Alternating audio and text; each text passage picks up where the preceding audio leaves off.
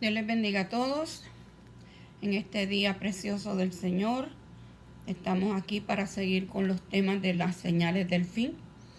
Y en este momento pues quiero hacer como un paréntesis en la enseñanza que estoy trayendo y quiero hablar de las 70 semanas de Daniel, ya que hay mucha gente con preguntas, ¿verdad?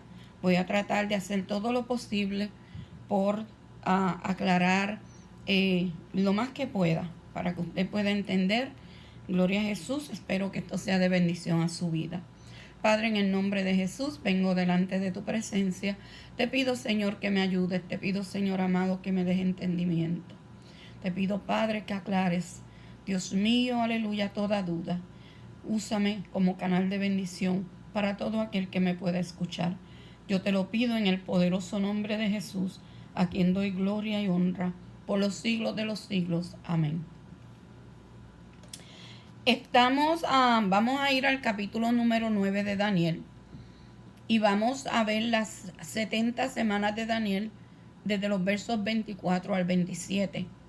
Vemos cómo a Daniel se le da esta profecía, y esta profecía de las 70 semanas de Daniel va dirigido al pueblo de Israel y a la ciudad santa.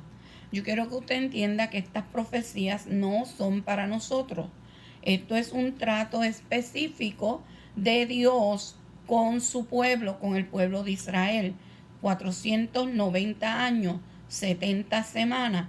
Es una profecía que es decisiva para los últimos tiempos. En este capítulo 9 de Daniel, de los versos 3 al 5, tenemos que ir primero a esos versos para poder entender lo que está sucediendo. Daniel en este capítulo comienza a orarle a Dios y comienza a hacerle confesión a Dios por los pecados del pueblo. Él sabía la condición espiritual por la cual estaba el pueblo y él comienza a clamarle a Dios, aleluya, por este pueblo, por sus pecados, por la condición espiritual. Yo quiero que usted lea conmigo los versos 3 al 5 del capítulo 9 para que usted entienda la aflicción por la cual estaba pasando Daniel y cómo él sentía, aleluya, esa carga por este pueblo. Dice, y volví mi rostro a Dios el Señor, buscándole en oración y ruego, en ayuno, en cilicio y en ceniza. Y oré a Jehová mi Dios e hice confesión diciendo, ahora, Señor Dios grande, digno de ser temido, que guardas el pacto y la misericordia con los que te aman y guardan tus mandamientos. Hemos pecado, hemos cometido iniquidad, hemos sido rebeldes y nos hemos apartado de tus mandamientos y de tus ordenanzas. Si usted puede apreciar aquí en esta lectura, Daniel se está incluyendo. Daniel se está incluyendo porque él reconoce que nosotros también podemos fallar, podemos pecar. Y él se está incluyendo. Él también formaba parte del pueblo de Dios. Y vemos cómo Daniel está intercediendo fervientemente en oración y ayuno por los pecados del pueblo, por el pueblo. Luego en los versos 20 al 23 vemos que mientras él está orando y él está clamando, llega donde él el ángel llamado Gabriel y le habla con él y le da unas palabras que comienzan en los versos 22-23. Le dice, ahora he salido para darte sabiduría y entendimiento. Al principio de tu ruego fue dada la orden y yo he venido para enseñártela porque tú eres muy amado. Qué bonito, ¿verdad? Que Dios nos considere sus amados. Entiende pues la orden y entiende la visión. Aquí es donde comienza la revelación a Daniel de las 70 semanas. Estas 70 semanas deben cumplirse, se van a cumplir hasta que el pueblo y la santa ciudad pongan fin a sus transgresiones o a sus pecados. Esta es una profecía, como dije al principio, que es decisiva para el pueblo de Israel y para la ciudad santa y va a llegar hasta los últimos tiempos. En el verso número 24, él comienza ya a darle las 70 semanas y dice así: 70 semanas están determinadas sobre tu pueblo y sobre tu santa ciudad para terminar la prevaricación y poner fin al pecado y expiar la iniquidad, para traer la justicia perdurable, sellar la visión y la profecía y ungir al santo de los santos. Este versículo es un versículo que está encerrando como una introducción, como un resumen del motivo de la visión de estas 70 semanas. Cuando hablamos aquí de semana, aquí se está hablando de años. Son una semana de 7 años. Y cada semana pues son 7 años. Quiero que lo entienda bien porque son semanas proféticas. Quiere decir que si 7 años... Son 7 años, pero usted multiplica esas 70 semanas por esos 7 años, estamos hablando de un total de 490 años. Es un periodo de 490 años donde Dios tiene un trato especial con el pueblo, con la nación de Israel. Durante esos 490 años van a suceder 6 cosas que son específicas y que tienen que ver con la nación de Israel. Número 1, se hará una expiación por la iniquidad. O sea, esto ya fue cumplido. Esta gente estaba acostumbrada a llevar todos los años animales, sacrificarlos, ¿verdad? Y el sumo sacerdote rociaba la sangre sobre el propiciatorio y eso hacía que el pecado fuera cubierto. No lo quitaban, lo cubrían. Pero Cristo vino una vez y para siempre, hizo una expiación, ¿verdad? Por la iniquidad, para quitar la iniquidad, para quitar el pecado. Y eso fue cumplido con su muerte expiatoria. La segunda cosa que va a suceder es que se va a poner fin al pecado. Aquí es cuando todo el pueblo de Israel se vuelva en rectitud a Dios. Y sabemos que van a tener que pasar por la gran tribulación para que ellos allí reconozcan a Dios y se tornen a Dios de todo corazón. Romanos 11, 26 y 27 nos deja ver lo siguiente: y luego todo Israel será salvo, como está escrito: vendrá de Sión el libertador que apartará de Jacob la impiedad. A través de Jesucristo, Él vino a quitar el pecado, gloria a Jesús. Y este será mi pacto con ellos cuando yo quite sus pecados. El número de judíos que van a ser salvos durante la gran tribulación o los días oscuros de la gran tribulación va a aumentar grandemente. Van a volverse a Dios. Deuteronomio 4:30 al 31 habla desde las misericordias de Dios. Dios es un Dios misericordioso. Dios es un Dios que perdona. Y con este pueblo Él tenía un trato especial y se lo dejó ver desde el Deuteronomio, desde el tiempo de Moisés, cuando en Deuteronomio 4:30 y 31 Dios les dijo así: cuando estuvieres en angustia y te alcanzaren todas estas cosas, si en los postreros días, en los últimos días, te volvieres a Jehová tu Dios y oyeres su voz, porque Dios misericordioso es Jehová, no te dejará, ni te destruirá, ni se olvidará del pacto que les juró a tus padres. Vemos que Dios siempre ha estado dispuesto a perdonar a su pueblo, traerlo nuevamente, porque Dios anhela que su pueblo le busque, que su pueblo le sirva. En Oseas capítulo 6, verso 3, dice que Oseas: y conoceremos y proseguiremos en conocer a Jehová, como el alba está dispuesta a su salida, y vendrá a nosotros como la lluvia tardía y temprana a la tierra. Así quiere Dios bendecir a su pueblo, traerle lluvia. Cuando hay lluvia, todo florece, hay fruto, todo crece, y Dios quiere ver bendiciones sobre el pueblo de Israel. Sabemos que el remanente de los judíos que sobreviva en la gran tribulación y los fieles de Israel de todas las generaciones pasadas, toda esa gente constituyen el pueblo de Israel. La tercera cosa que tiene que suceder aquí en esos 490 años y que va a suceder es que va a terminar la prevaricación. Cuando usted busca la definición de prevaricación, vemos que esto es un delito que consiste en cuando una autoridad, un juez o alguien que tiene un alto puesto como los sumos sacerdotes, como los líderes, bendito sea el Señor, dictan una resolución arbitraria en cualquier asunto, sea administrativo o judicial, a sabienda de que esa resolución es injusta y es contraria a la ley. Es un incumplimiento de la ley. Esto fue lo que hizo el pueblo de Israel. Incumplió la ley de Dios, violó el pacto de Dios. Y con esto, este delito, ¿verdad? Es un delito nacional. También tuvieron incredulidad, porque al no obedecer la ley de Dios, pues fueron incrédulos. Y esto es un delito nacional entre el pueblo de Israel. Jeremías capítulo 33, versos 7 al 8, nos dice así, y haré volver a los cautivos de Judá y a los cautivos de Israel. Vemos como Dios está aquí hablando de estas dos tribus que se dividieron. El pueblo de Dios se dividió. Se dividió en la tribu del norte por Jeroboam II y en la tribu del sur con Roboam.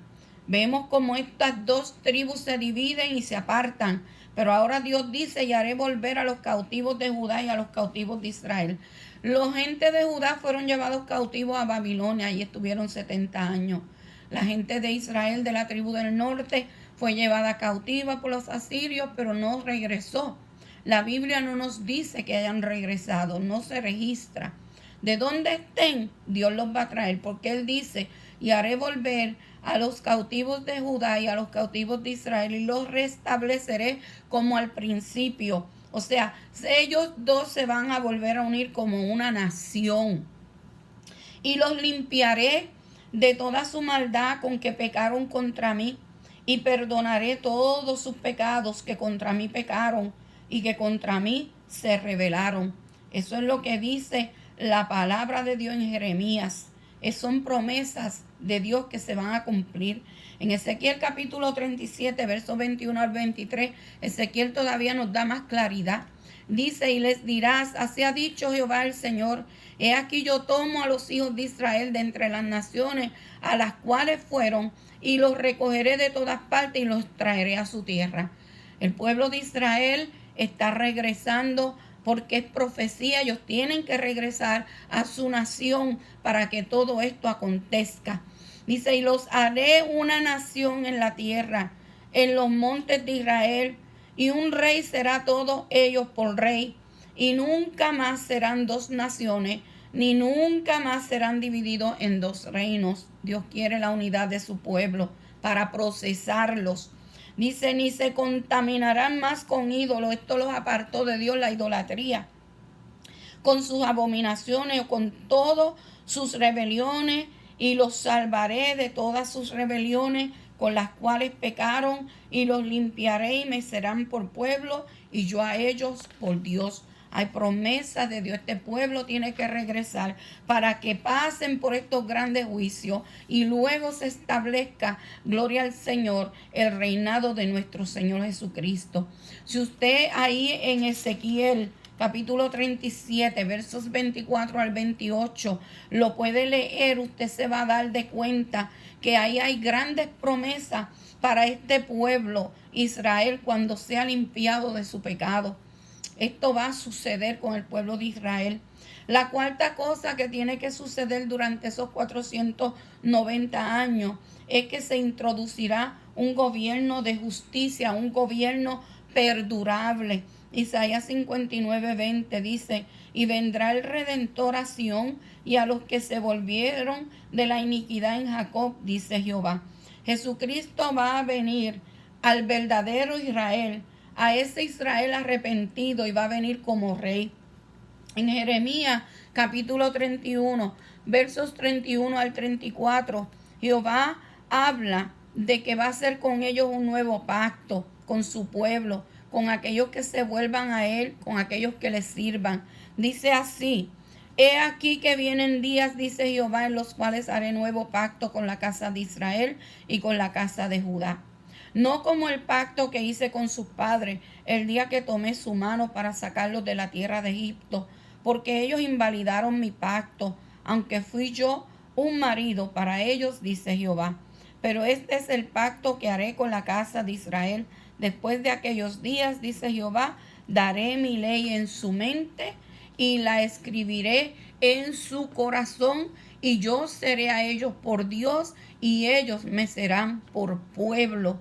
Bendito Dios. El 34. Y no enseñará más ninguno a su prójimo, ni ninguno a su hermano, diciendo, conoce a Jehová, porque todos me conocerán, desde el más pequeño de ellos hasta el más grande, dice Jehová, porque perdonaré la maldad de ellos y no me acordaré más de su pecado. Qué precioso, hermano. Todo esto va a tener un cumplimiento durante ese periodo de 490 semanas o las 70 semanas de Daniel, porque Dios va a tener este trato con su pueblo, con el pueblo de Israel. La quinta cosa que tiene que suceder es que todo se va a cumplir. Las profecías se van a cumplir. Todo tendrá cumplimiento. No va a haber nada que no quede por cumplirse. Ese pueblo va a pasar por grandes juicios establecidos por Dios durante la gran tribulación, porque ahí es donde Dios va a tratar con ellos. Eso es lo que se conoce como la apretadura de Jacob. Ahí Dios va a tratar con ellos. Todo se cumplirá. Vemos también que la otra cosa, y por último, que se tiene que cumplir es que Jesucristo será ungido por rey. Ezequiel 21, 26 y 27 dice, así ha dicho Jehová el Señor, depón la tierra, quita la corona, esto no será más así, sea exaltado lo bajo y humillado lo alto. Ya los gobiernos no van a existir, ya no va a haber reyes, ya no va a haber reina, porque todo dominio va a pasar a las manos del Señor. Gloria al Señor, el que fue humillado. Dice, y lo humillado, ¿verdad? Sea exaltado lo bajo y humillado lo alto. Nuestro Señor Jesucristo. Dice, arruina, ruina, ruina. Lo reduciré, y esto no será más hasta que venga aquel cuyo es el derecho, y yo se lo entregaré. ¿Quién es que va a venir? Va a venir el rey mesiánico. Va a venir nuestro Señor Jesucristo a establecer ese reino mesiánico que le corresponde. Porque había sido una promesa hecha a David que nunca faltaría quien se sentara en su trono. Y ahí se cumple. Va a venir ese rey mesiánico a establecer su reino. Cuando Jesús se manifieste al mundo impío en Apocalipsis capítulo 19, verso 16, ahí dice claramente que cuando Él venga en su vestidura, ¿verdad? Y en su muslo, Él tiene escrito un nombre que dice Rey de Reyes y Señor de Señores. Gloria a Dios. Él va a establecer ese reino como el Rey de Reyes y Señor de Señores. Va a venir a establecer su reino milenial. Y lo vemos en Apocalipsis 24, que dice, y vi tronos, y se sentaron sobre ellos los que recibieron la facultad de juzgar, y vi las almas de los decapitados por causa del testimonio de Jesús y por la palabra de Dios, los que no habían adorado a la bestia ni a su imagen, y que no recibieron la marca en sus frentes ni en sus manos, y vinieron y reinaron con Cristo 1000 años. Cristo va a compartir su reinado con la iglesia, va a compartir su reinado con los santos que resuciten, que del Antiguo Testamento, va a compartir su reinado con aquellos santos que fueron martirizados durante la gran tribulación. Va a haber recompensa, gloria a Jesús, y el pueblo que va a ser gobernado por Cristo durante el milenio va a estar formado por aquellos que sean fieles a Cristo en la tierra durante la gran tribulación y que sobrevivieron hasta la venida de la manifestación de Jesús, y también todos aquellos que nazcan durante el milenio, porque cuando venga la gran tribulación va a haber gente que ha sido fiel a Dios, que no va a morir, pero ha sobrevivido la gran tribulación. Esos van a reinar con Cristo allí. El milenio va a ser en la tierra.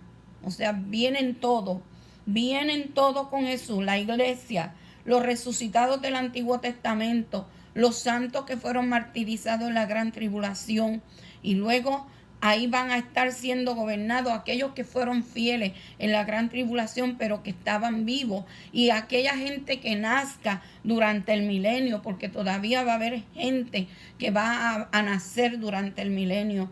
Dice que solo los salvos van a estar allí. Ahí no va a haber impíos, los salvos. Jesucristo viene a reinar y los gobernará, y va a gobernar a las naciones con vara de hierro. El Salmo 2, versos 8 y 9 dice: pídeme y te daré por herencia a las naciones, como posesión tuya a los confines de la tierra. Los quebrantarás con vara de hierro, como vasija de alfarero, los desmenuzarás. Gloria al nombre del Señor. Este mensaje que le trae el ángel Gabriel a Daniel es el mensaje más importante de la Biblia para nosotros poder entender el propósito que Dios tiene acerca del futuro de su nación Israel. También en esta profecía hay unos puntos que nosotros independientemente tenemos que estudiar, y que yo le aconsejo a usted que los estudie en el libro de Nehemías, en el libro de Esdras, y es el regreso del pueblo de Dios de Babilonia a Jerusalén. También podemos ver Jerusalén cómo es reedificada. También tenemos que estudiar el primer advenimiento de Cristo cuando vino, y cómo lo rechazaron y cómo lo mataron.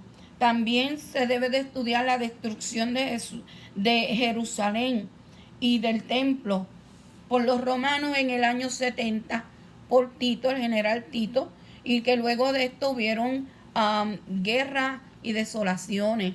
Y también se debe de estudiar el fin del tiempo con la segunda venida de Cristo en su manifestación en la segunda etapa en Apocalipsis capítulo 19, luego de la gran tribulación, porque la primera etapa de la segunda venida del Señor va a ocurrir en el rapto de la iglesia. Gloria al nombre de Jesús, cuando nosotros seamos llevados con el Señor. La segunda venida del Señor se divide en dos etapas. La primera etapa es el rapto de la iglesia, y la segunda etapa es la manifestación de Cristo al mundo infiel, al mundo impío. Cuando hablamos de la descripción de las 70 semanas, vemos que estas 70 semanas tienen un significado histórico. Por eso es que mucha gente se confunde, porque se cree que todo es futurista. No, estas 70 semanas se extienden desde el tiempo de Artajerjes. Comenzaron allí en el año 20 de Artajerjes hasta el fin de los tiempos.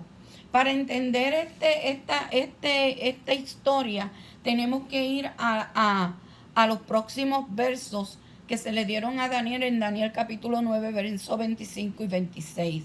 El verso 25 dice: sabe pues y entiende que desde la salida de la orden para restaurar y edificar a Jerusalén hasta el Mesías príncipe habrá 7 años, habrá 7 semanas y 62 semanas.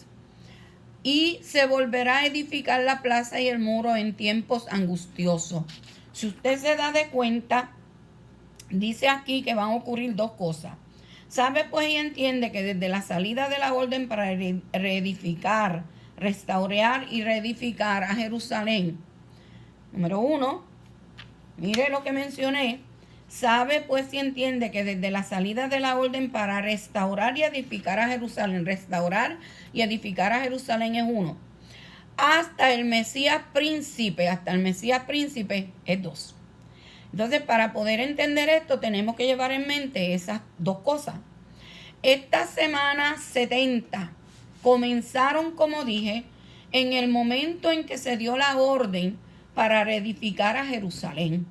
En ese momento que se dio la orden para reedificarla a Jerusalén, comienzan esas 70 semanas.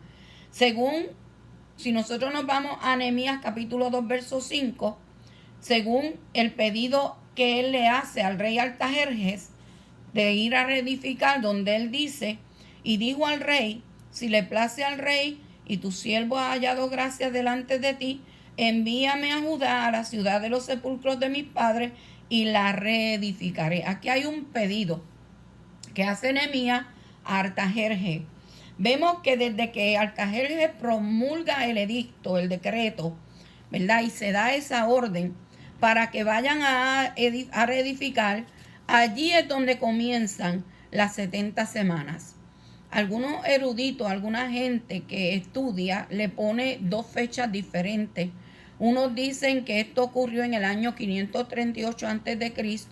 con el decreto de Ciro, y otros dicen que ocurrió en el año 457 en el tiempo de Esdras.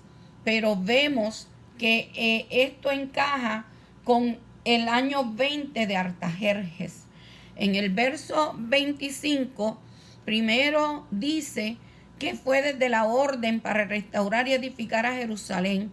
Y dice que desde esa orden habrá 7 semanas hasta que se edifique. Habrá 7 semanas.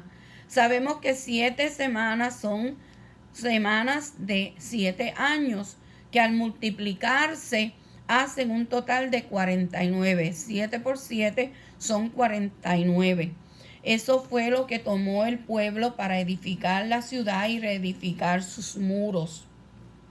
Luego de eso, hasta el tiempo del Mesías, desde allí hasta el tiempo de Jesús, son las otras 62 semanas de las que habla la profecía, que se cumplen cuando Jesús muere, con la muerte del Mesías. Tenemos que volver a calcular 62 semanas que ocurrieron desde que se edificaron los muros hasta que muere Jesús, por 7 años, hacen un total de 434 años. 434 años. Si usted suma los 49 años que tardó la reedificación de Jerusalén, más suma los 434 años hasta la muerte del Mesías, esto hace un total de 483 años, que al dividirse por 7 nos da a 69 semanas. 483 dividido en 7 son 69. 69 semanas. Y esto es una semana profética, que es en la cual estamos ahora mismo detenidos allí, en esa semana. Ahí se detuvo el reloj. En la semana 69, ahí está la iglesia, en esa semana paradita. Ahí no ha corrido ni para allá ni para acá. ¿Por qué? Usted va a entender más adelante por qué estamos ahí. ¿Ve cómo están mis manos? Ahí, en ese medio estamos nosotros, la iglesia. Es comprobado a través de la historia que desde la fecha en que se dio la orden de reedificar a Jerusalén al tiempo de la crucifixión pasaron 483 años, que es igual a 69 semanas. Cristo está tratando con nosotros en este tiempo, con la iglesia. Fíjese que pueden haber judíos convertidos al Señor, pueden haber gentiles. Los dos pueblos hacen uno, que es la iglesia de Jesucristo, que es con la que en Cristo está tratando ahora mismo. ¿Qué nos falta? Nos falta solamente una semana, que va a comenzar en el momento en que la iglesia sea arrebatada al cielo. Para eso tenemos que analizar el verso 26. Dice el verso 26, y después de las 62 semanas se quitará la vida al Mesías, mas no por sí. Y el pueblo de un príncipe que ha de venir destruirá la ciudad y el santuario, y su fin será con inundación, y hasta el fin de la guerra durarán las devastaciones. Fíjese bien lo que dice allí. Dice que al final de las 62 semanas, desde que se edificó Jerusalén hasta Cristo, 62 semanas. Al final de las 62 semanas se le dio muerte a Jesús. Y aquí según muchos eruditos, ellos dicen que ahí fue donde el reloj de la profecía se detuvo. En esas 69 semanas, que es donde Dios está tratando con nosotros para que todos vengamos al arrepentimiento, porque lo que viene es grande. Se detuvo allí, en la semana 69, que fueron los 7 años de la reedificación de Jerusalén, más los 62 años desde allí hasta que Cristo murió, son 69 semanas. ¿Por qué se detuvo? Porque Dios está tratando con nosotros, con la iglesia, con todo aquel que acepte a Cristo como su Salvador ahora, antes de que sea demasiado tarde, antes de que la iglesia del Señor suba. Estas 69 semanas hacen un total en años de 483 años.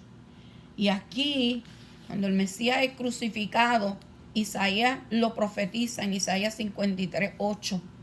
Por cárcel y por juicio fue quitado, y su generación, ¿quién la contará? Porque fue cortado de la tierra de los vivientes, por la rebelión de mi pueblo fue herido. Fue cortado, fue quitado el Mesías. Con este versículo que tenemos aquí, se entiende que aquí también en este versículo número 26, que lo voy a repetir, después de las 62 semanas se quitará la vida al Mesías, mas no por sí. Esta segunda parte, quiero que ponga atención. Y el pueblo de un príncipe que ha de venir destruirá la ciudad y el santuario, y su fin será con inundación, y hasta el fin de la guerra durarán las devastaciones. Esa segunda parte, ese pueblo y ese príncipe. Esto tiene doble cumplimiento, porque esto se cumplió cuando vino Tito y destruyó el templo en el año 70 después de Cristo. Esto fue predicho por el Señor Jesucristo en Lucas 21:20, cuando él dijo: pero cuando vieres a Jerusalén rodeada de ejércitos, sabed entonces que su destrucción ha llegado.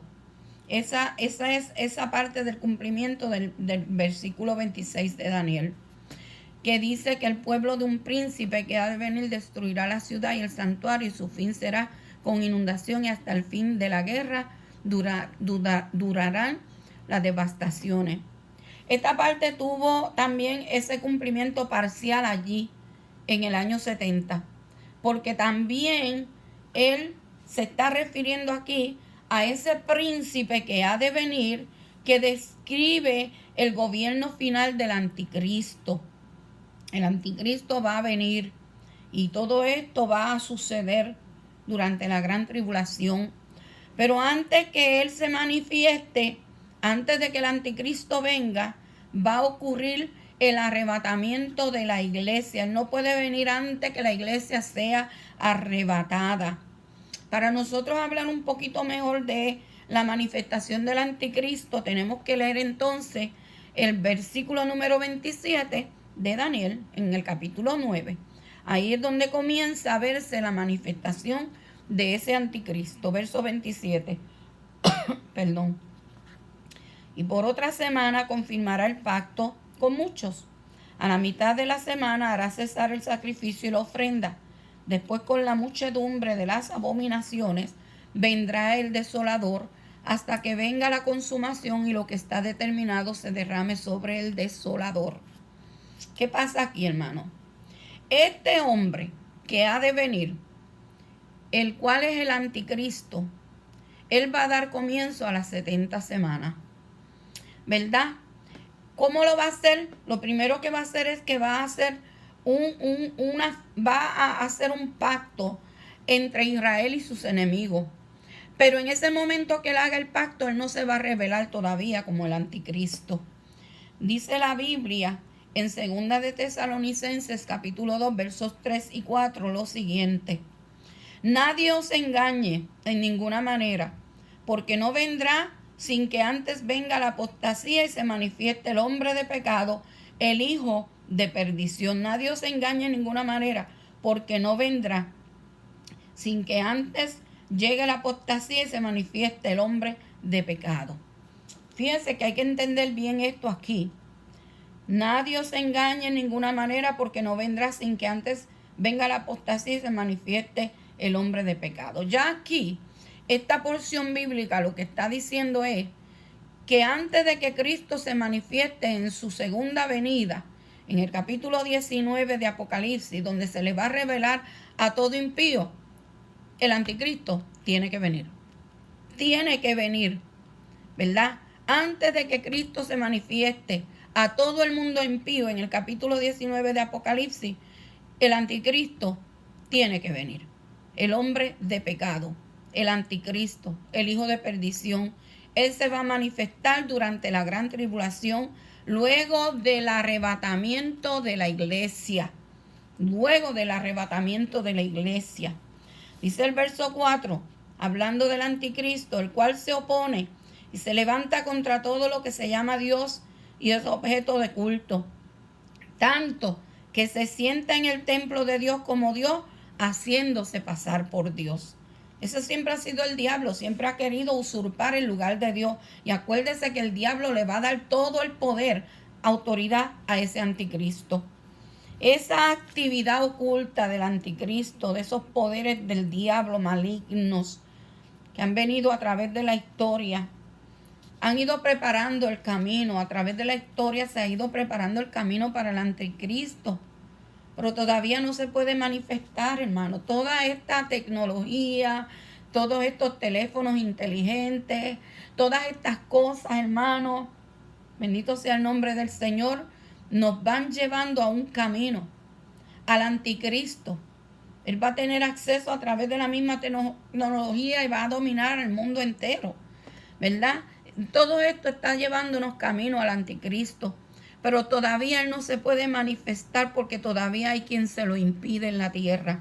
Segunda de Tesalonicenses 2:7, porque ya está en acción el misterio de la iniquidad, solo que hay quien al presente lo detiene hasta que él a su vez se ha quitado de en medio. Eso que lo detiene es la iglesia de Jesucristo. Eso que lo detiene somos tú y yo. Cuando esta iglesia, cuando nosotros seamos quitados, entonces él se va a manifestar. Entonces se manifestará aquel inicuo, a quien el Señor matará con el espíritu de su boca y destruirá con el resplandor de su venida.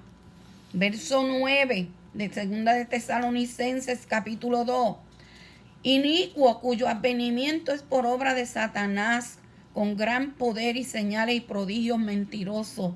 El diablo le va a dar ese poder, pero el diablo no tiene poder. El poder del diablo es limitado, pero va a ser terrible lo que va a suceder. Con todo engaño de iniquidad para los que se pierden, por cuanto no recibieron el amor de la verdad para ser salvos. Primera de Juan 2:18 dice: hijitos, ya es el último tiempo y según vosotros oísteis que el anticristo viene, así ahora han surgido muchos anticristos, por eso conocemos que es el último tiempo. En los postreros días se van a manifestar más hombres haciéndose pasar por Cristo.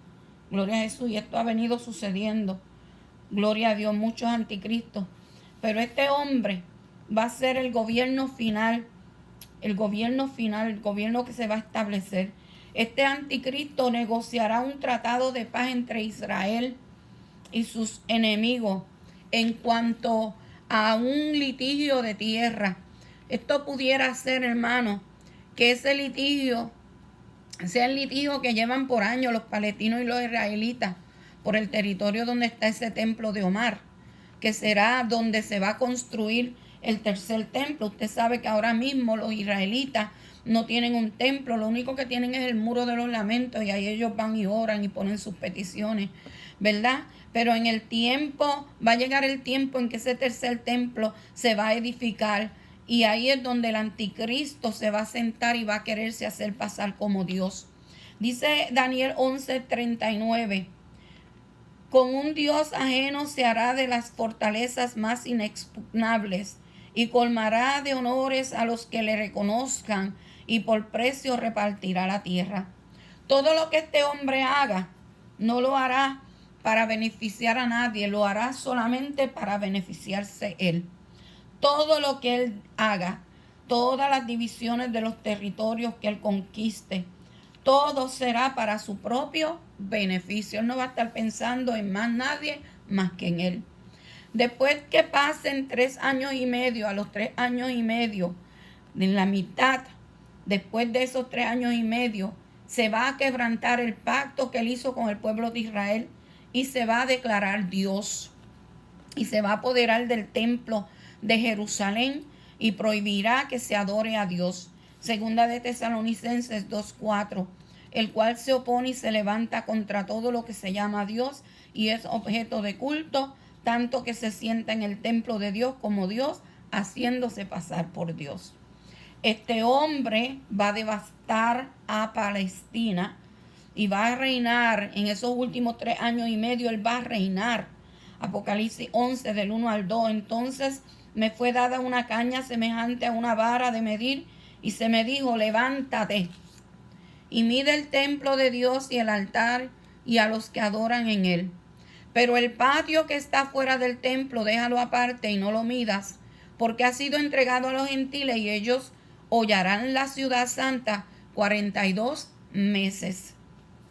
Esto lo que nos indica a nosotros, al mandar a medir ese templo, es que va a haber una existencia de ese futuro templo en Jerusalén durante la gran tribulación. Y este templo va a ser profanado por el anticristo. Esa medida que se le pide aquí al ángel que haga significa que es la medida de Dios en cuanto a la condición espiritual del pueblo, cómo se encuentra el pueblo espiritualmente hablando. Los 42 meses que se refiere aquí son esos 3 años y medio donde la gran tribulación, donde el anticristo va a reinar con poder. En Apocalipsis 13, de los versos 4 al 6, vemos cómo aquí el enemigo le ha dado esa autoridad al anticristo. Satanás le ha entregado esa autoridad. Gloria al Señor. Y cómo se le adora. Dice el 4, y adorarán al dragón que había dado autoridad a la bestia, y adorarán a la bestia. Gloria a Jesús, diciendo: ¿quién como la bestia y quién podrá luchar contra ella? Verso 5, también se le dio boca, que hablaba grandes cosas y blasfemia, y se le dio autoridad para actuar por 42 meses. Se le dio autoridad para actuar 3 años y medio, 42 meses. Verso 6, y abrió su boca en blasfemia contra Dios para blasfemar su nombre y blasfemar contra el tabernáculo y de los que moran en el cielo. Leemos otra vez: y abrió su boca en blasfemia contra Dios para blasfemar de su nombre, de su tabernáculo y de los que moran en el cielo. La abominación desoladora será solo conocida por los santos de Dios. Esa abominación desoladora, aquel que tenga temor de Dios. A esta señal se le considera una señal decisiva, porque cuando esto comience a suceder, comenzará una cuenta regresiva de los últimos 3 años y medio de la gran tribulación, antes de que Jesucristo venga en su gran manifestación al mundo impío y vendrá a la tierra en gloria. Mateo 24:15 dice: por tanto, cuando veáis en el lugar santo la abominación desoladora de que habló el profeta Daniel, el que le entienda. Vemos, hermanos, como en Mateo capítulo 24, y me gustaría verlo, usted va a ver que cuando comience esta abominación desoladora, gloria a Jesús, va a comenzar una grande persecución en contra del pueblo de Dios, en contra del pueblo de Israel. Mire lo que dice: y entonces los que estén en Judea huyan a los montes, el que esté en la azotea no descienda para tomar algo de su casa, y el que esté en el campo no vuelva atrás para tomar su capa. Mas hay de las que estén encintas y de las que críen en aquellos días. Orad pues que vuestra huida no sea en invierno ni en día de reposo, porque habrá entonces gran tribulación, cual no la ha habido desde el principio del mundo hasta ahora, ni la habrá. La persecución contra el pueblo santo va a ser una persecución terrible. Mateo 24:33 dice: y así también vosotros, cuando veáis estas cosas, conoced que está cerca a las puertas. Estas cosas serán todas esas cosas que van a suceder en la gran tribulación, donde la señal crucial será esa abominación desoladora en el templo. Eso será la profanación del templo de Jerusalén por medio del anticristo. Y el poder máximo del anticristo será solo durante esos últimos 3 años y medio de la gran tribulación. Daniel describe estos últimos 3 años y medio en Daniel 12:7 como tiempos y la mitad de un tiempo. Tiempos y la mitad de un tiempo, los últimos 3 años y medio. La gran tribulación, ya para terminar, y el gobierno del anticristo va a terminar cuando Cristo venga en su gloria, como dije, cuando venga en su manifestación en Apocalipsis capítulo 19. Y Él viene para juzgar a todos los impíos.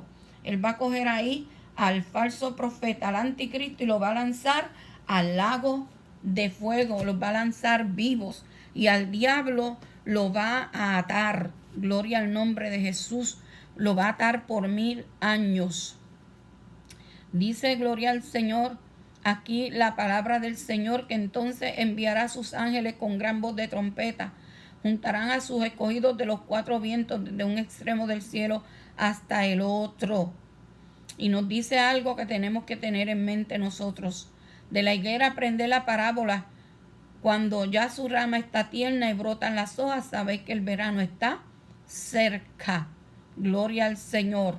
Está cerca. El Señor viene pronto por nosotros. Nosotros como iglesia tenemos que estar apercibidos. Viene pronto. Nos va a llevar primero a nosotros para que se pueda manifestar este hombre de pecado.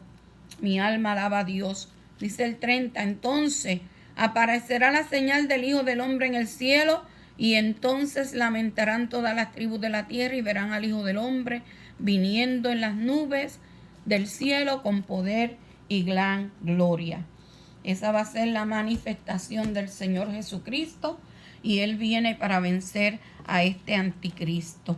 Más adelante, cuando hablemos del anticristo, vamos a tratar de hablar de la estatua que vio Nabucodonosor, de cómo se dividía en los imperios hasta llegar a ese reinado del anticristo, pero cómo esa piedra que es Jesucristo destruirá a este hombre de perdición.